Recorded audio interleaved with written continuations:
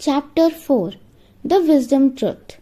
The mind, once expanded to the dimensions of larger ideas, never returns to its original size. Oliver Wendell Holmes. If we keep doing what we have been doing all our lives, we will keep getting the same results that we have been getting. If we want different results in life, we need to either do different things or do things differently. When we get unwell, the doctor prescribes us medicines and a diet. Not just that, he also asks us to do everything differently. For example, we have been eating all our lives, but now we need to eat differently. We have been walking all our lives, but now we need to walk differently. We have been taking decisions all our lives, but now we need to take decisions differently. We have been thinking all our lives, but now we need to think differently.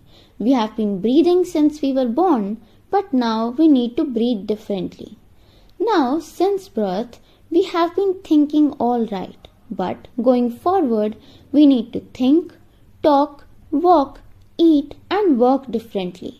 The desire to conform is evidently present in most of us, but in reality, utmost progress has been stimulated by non-conformers. Anything different reflects originality and innovation, but not all different things have merit or are good. All progress is change, but not all change is progress. Education is what makes us do things differently. The objective of education is to bring transformation, not just awareness. When we are exposed to any information for the first time, it brings awareness. Awareness is knowledge. Knowledge of now I know. When we internalize the information to bring about a behavioral change, it results in transformation. Till then, it is only information. Knowledge is information. Understanding is comprehension, and wisdom is putting them into action. Chanting or cheating.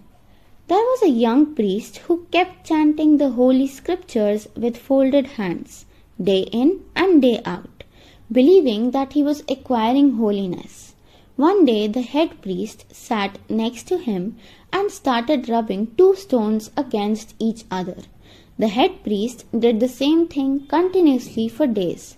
Ultimately, the young priest could take it no more and worriedly asked the head priest, "Why are you doing this?"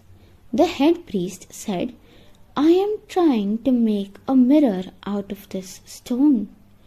The young priest said, "But that's not possible. It can't happen. How can you make a mirror out of stones?" The head priest replied, "Son, you are absolutely right. Just the way I cannot make a mirror out of these stones, remember, you shall not become a holy person by just mechanically chanting scriptures. You will need to put your learning into practice. Our learning must result in positive actions. Unless one's behavior changes, learning has not taken place. Knowledge without action is like plowing without sowing." Spirituality. There is a fascinating story of a supposed spiritual teacher who saw a diligent woodcutter in a forest. He thought to himself, "What a great opportunity to indulge in some spiritual teachings." As the woodcutter kept painstakingly chopping the wood and piling the logs in his wagon, the teacher kept preaching the Gospels. As the woodcutter was packing up after work, the teacher asked, "Have the sermons converted you into a spiritual person now?" The woodcutter said, "Since morning all you have done is talk endlessly about spirituality, but not once did you think of extending a helping hand to me.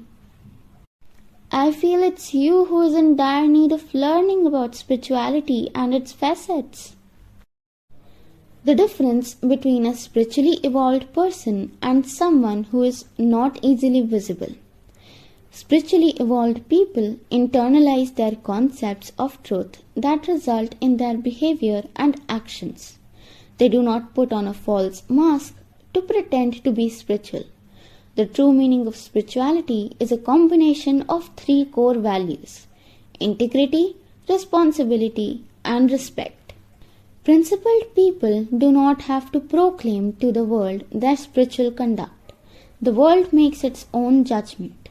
A lighthouse does not call for attention, it just radiates and the world takes notice.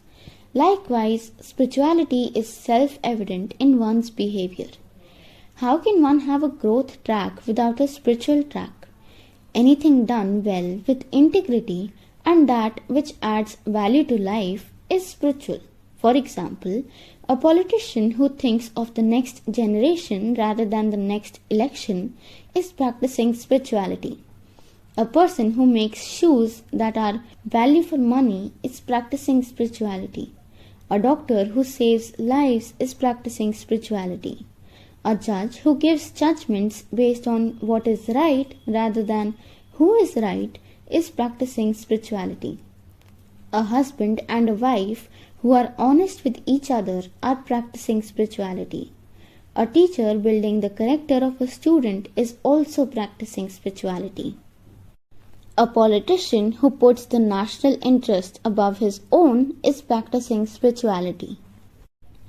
Have you ever seen a sermon walking? In 1953, a large group of dignitaries gathered to welcome Nobel Peace Prize winner Dr. Albert Schweitzer at the railway station. He was well built and 6 feet 4 inches tall. The crowd was waiting with bouquets of flowers. As Dr. Schweitzer looked over their heads, he saw an elderly woman struggling with 2 large bags. He politely excused himself from the crowd, walked briskly, grabbed the bags and escorted the lady to the bus, leaving all dignitaries behind.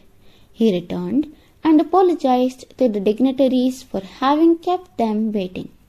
A reporter remarked at that time, "This is the first time I have seen a sermon walking." What a message! That's spirituality. Dr. Schweitzer said, "In everyone's life, at some time, our inner fire dies out. We should be thankful for those who rekindle the inner spirit." Keeping ethical commitments is practicing spirituality. When we add value to whatever we do, and that becomes the philosophy we live by, we go beyond just making money to practicing spirituality. Consequences of compromising on spirituality. You become untrustworthy, you lose credibility, you lose self-respect and the respect of others, your self-esteem goes down.